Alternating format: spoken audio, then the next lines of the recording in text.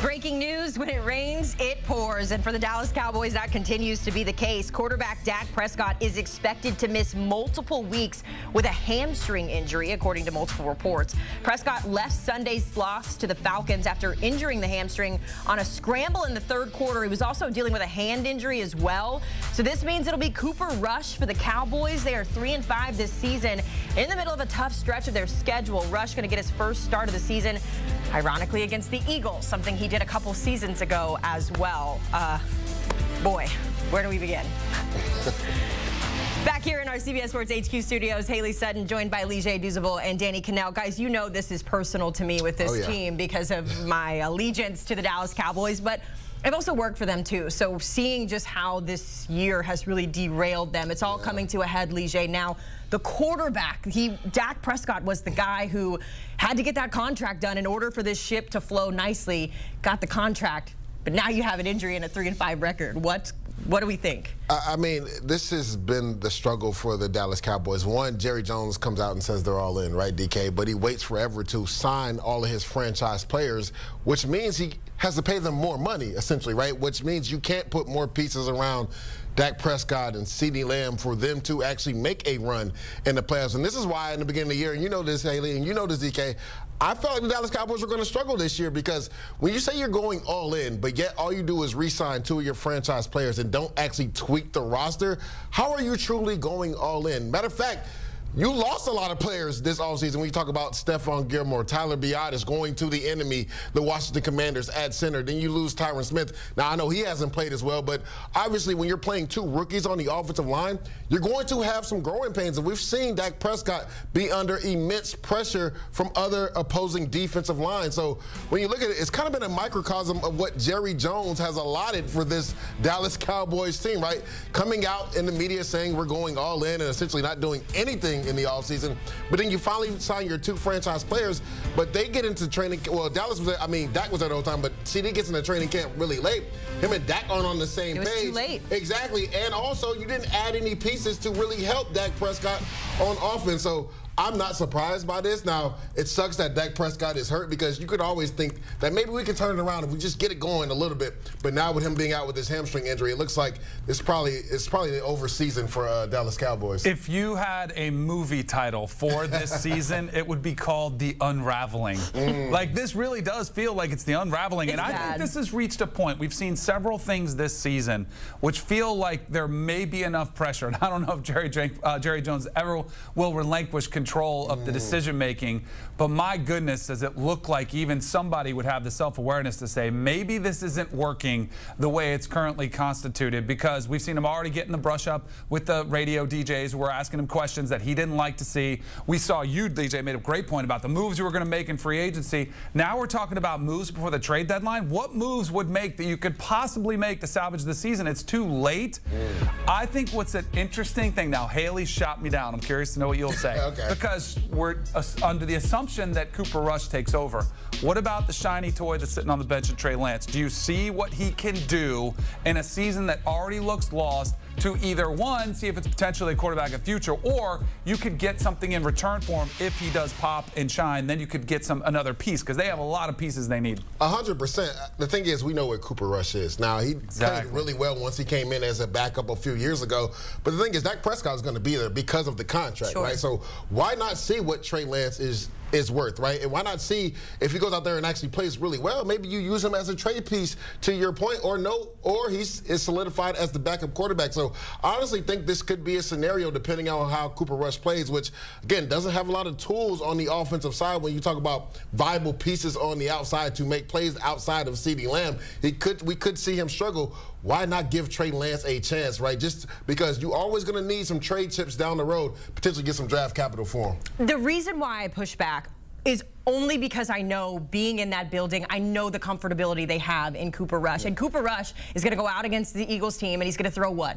150 yards. He's going to maybe hand the ball off to whoever is running the ball, and that's his method of success. So I like the idea of Trey Lance maybe getting into the mix. I just think from, like, the management side and how I've seen this team operate, it would be surprising to see him get some minutes. I would say this: the Saints were in a similar scenario. Jake Haener, who they drafted a year before Spencer Rattler, they're very familiar with him. Same thing with Cooper Rush. They kind of know who he was. They decided to put Spencer Rattler out there because they want to know, could this guy be the quarterback of the future, right? Sure. To me, I don't know if they feel like Cooper Rush could be a quarterback of the future. He's going to be Dak Prescott's backup. To Danny's point, they handed out Dak Prescott all that money. He's going to be there for the foreseeable future. But why not see what Trey Lance is, right? Because, again, who knows? Maybe Cooper Rush leaves after this year. If not, you know, now you have Trey Lance as your backup. You feel comfortable because you actually seen him in in-game action, not just in the preseason.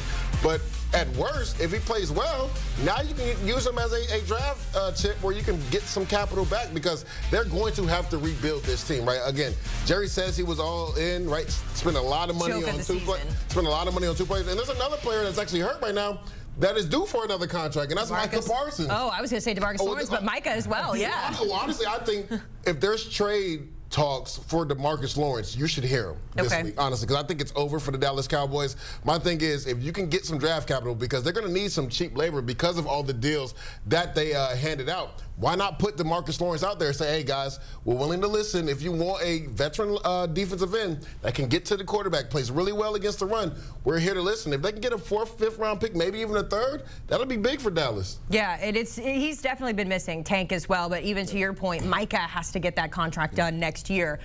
We're all in agreement here, I think, that the Cowboys' 2024 season is done. Unfortunately, I cannot say that we're going to the Super Bowl because we're clearly not. But with what's left, and I'm wondering if we can pull the schedule back up here and kind of go through this game by game here, for the Cowboys to get something out of this 2024 season as we go into that game against the Eagles. Cooper Rush did not play well against the Eagles the last time he was there. I had a front row seat to him throwing 3 interceptions and getting demoralized by Jalen Hurts and the Eagles, so he'll have to go through that. But Lige, when you're looking at the rest of this, what's the focus for the Cowboys? Is it get our draft picks in and get them some experience, similar to what you said of Trey Lance? Is it just get through the season? I think it's a combination of both. I mean, as a player, you never just want to get through the season, right? These players are laying it on the line, right? They're fighting for their family and everything when they're out there on the field. But like you said, Haley, it's a gauntlet of a schedule. I mean, you have the Eagles, the Texans, the Commanders, right? The Bengals seem like they're finally righting the ship as well. The Bucs are in the thick of this. You have the Eagles and the Commanders again. So why not get your young players out there, right? It's all about developing your young players and seeing what you have potentially for the future, right? If some of these players go out and the lights are too bright for them, maybe you need to, tweak the roster in the offseason via the draft or free agency. So I think it would be big for the Cowboys to put some of these young players out there, right? Just to see if they can execute at a high level. And I think DK made a really good point. I think Trey Lance needs to see time. I don't know when you put him in. If Cooper Rush is playing well, then you obviously don't want to take him out and put Trey Lance in. But I think you should see Trey Lance just because you need to develop the bottom half of your roster. And this is the perfect time to do it because essentially you're done in regards to making the playoffs. Where does Mike McCarthy fall in all of this, Danny? Because that's and you and I had this conversation about how much confidence we've had in Mike McCarthy going into the season, but it's not panned out as well. So where's the blame go for him in this entire situation? I think clearly he has to take some responsibility. There's been injuries all over the place, but this is a rough league where it's what have you done for me lately, and you don't always get to have the excuses that go along with it. I mean, if Jerry Jones gets to the point of frustration, and I think that's why the back end of the schedule is so important, can Mike McCarthy get in front of that team? And if I was him, I would sell him on the fact that you're 1-0 against the division, against the Giants. You still play the Commanders twice and the Eagles twice. Sell them on, hey, we could still potentially win the division or challenge there. And what I would do if I was Jerry Jones is watch how the team responds to the adversity. If they're still out there fighting and they win some of these games and at least make it respectable, then I say, you know what? Mike McCarthy still has the heartbeat of this team. He still has the belief and the buy-in. If you don't, and I would say one thing that really concerns me if you're Mike McCarthy was that lip sync bite that everybody's talking about with Dak Prescott. Like, that is an attitude that you cannot have linger around. And some of that stems directly from the head coach. And to me, that seems like there's a frustration with everybody with Dak Prescott, but somehow Mike McCarthy has to keep this team invested and competitive.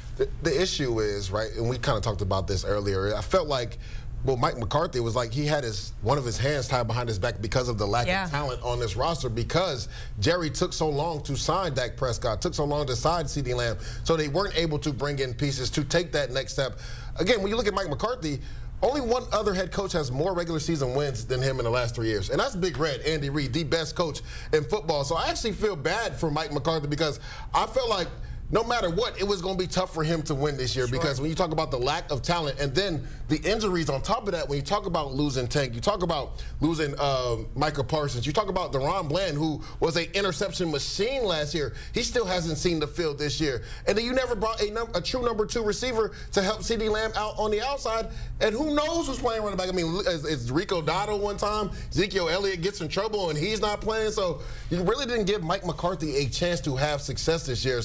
But we know, DK, that's how the league is, right? We saw Dennis Allen, a lot of injuries in New Orleans. They lose 7 straight games. The head coach gets blamed for it. And we know Jerry Jones isn't going to fire himself. Even though I said, like, this could be the unraveling where it's this come-to-Jesus moment, I don't think he ever sees it. Yeah, this is my favorite thing that CBS has done all week long. And I don't know if the people could look at it at home, but it's Jerry Jones's quote that's saying, this is not a good time. This is not a good time for any of us here. I can tell the camera's trying to get in on it. It doesn't matter. It's not a good time for any of us. The Cowboys are struggling. There are so many things going wrong, but right now the biggest is Dak Prescott's hamstring. He will be missing some time.